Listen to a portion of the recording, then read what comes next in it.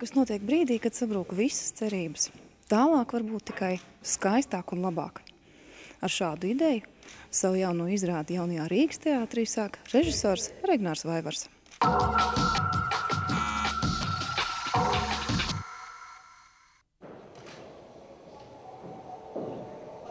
Krievu rakstnieka Aleksandra Vampīlova darba Čulīmska pašu cilvēki varoņi dzīvo pagājušā gadsimta 60. gados Nomaļā Taigas ciematiņā, kur sabiedriskās dzīves epicentrs ir vietējā ēdnīca.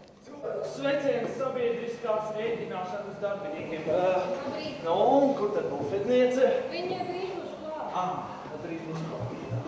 Tā lugā sanāk tā, ka šī ir tā diena, kad visiem tur tajā ciemā, visi tur uzrūks tik tālu, ka iet pāri pa malām. Šaurajā sabiedrībā ir ļoti ierobežots daudzums potenciālo kandidātu romantiskām attiecībām un kopdzīvei. Tāpēc šķiet, ka nokaitētajā atmosfērā varoņi vadās pēc principa mīlestībā tāpat kā karā, visi līdzekļi labi.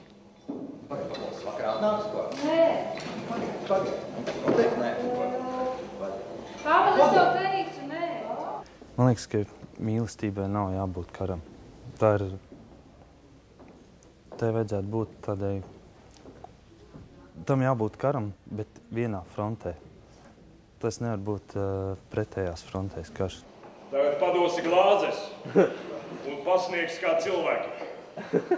Pats paņems, gabals nenokritīs. Aizstāv, es Līdz, paldies, mums ir pats atkalpošanās. Es tev saku, ne šurp. Bet es tev saku, pats arī nes. Bet es tev saku, es tev saku, bet pats es arī tev nes. saku, Es tev saku, pats arī nes.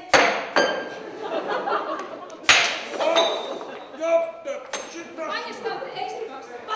Manam tēlam vairāk šīs izrādes sakarā piediena tas teiciens, ka no mīlestības līdz naidam ir viens solis, vai patiesībā tas viens un tas pats.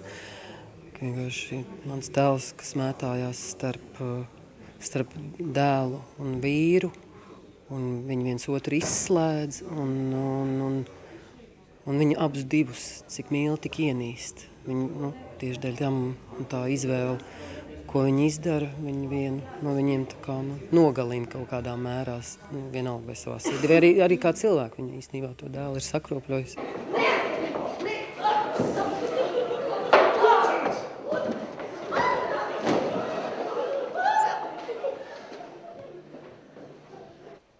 Jaunā Rīgas teātra aktieri Regnāra Vaivara vadībā veido savus tēlus košām un treknām krāsām, nebaidoties no dziļām un temperamentīgām kaislībām. Patīkam, ka izrādes veidotājiem nav bijis kārdinājuma pārcelt darbību, piemēram, uz mūsdienām Latgalē. Pēc pudeles. To tomēr nav iespējams, jo tas Vampīlovs, viņš ir tik, viņam ir tas nacionāls, tas krievi, tas tāds, kad ir tās jūtas, tad ir, tā līdz sakāpināti, ja ir prieks, tad ir, tā, ka, ļoti labs un grūts tādā ziņā dramaturgs.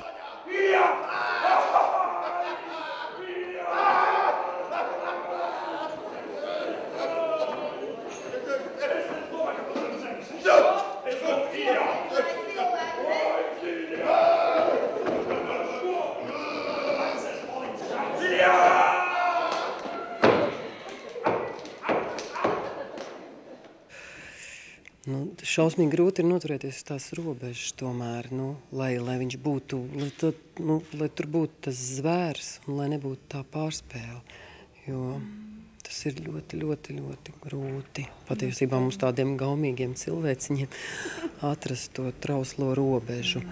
Meklēt un atrast īstās krāsas aktieru surdīs režisors Regnārs Vaivars, kura personība un darba stils raisa pretrunīgas emocijas, taču gala rezultāts visbiežāk patīk gan skatītājiem, gan kritiķiem. Es zinu, kā viņi strādāt. Es zinu, es pazīstu to darba stilu. Es atzīmes te nekādas nevaru likt. Varbūt var teikt, ka reizēm ir pa daudz visu kaut kā, bet tas ir ļoti labi, ka ir pa daudz, ir ko kārtot. Es ļoti vēlu piepulcējos šim kolektīvam, un tas dubult tādu satraukumu radīja, jo ļoti īsā laikā vajadzēja atrast tēlu, ko es vispār nesapratu, un kas notiek.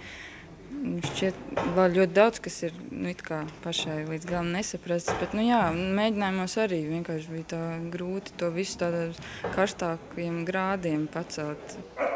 Viņš ļoti, man šķiet, pievēršās tādai sadzīves izgaismošanai, kas tāpat laikā ir realistiska, kurā var noticēt, bet kas ir nedaudz paspilgtināta. Un vienā brīdī cilvēkam liek smieties, un nākošajā brīdī momentāli uzreiz ir sitiens, un tie smiekli tiek atsēdināti, un tā vietā nāk tāda kontrasti spēcīgi. Viņam raksturīgi, man liekas, tā, ka tās gradācijas ir ļoti tādas spējas, straujas. Lai cik spilgtas būtu skatuves gaismas, kurās izrādes veidotāji izvelk savus šķietami tālā vietā un laikā dzīvojošos varoņus, lai cik temperamentīgi un reizēm iracionāli raksturi, viņu izmisums, sāpes, mīlestība un tās trūkums spēja aizsniegt arī šajos laikos jaunā Rīgas teātra zālē sēdošo sirdis.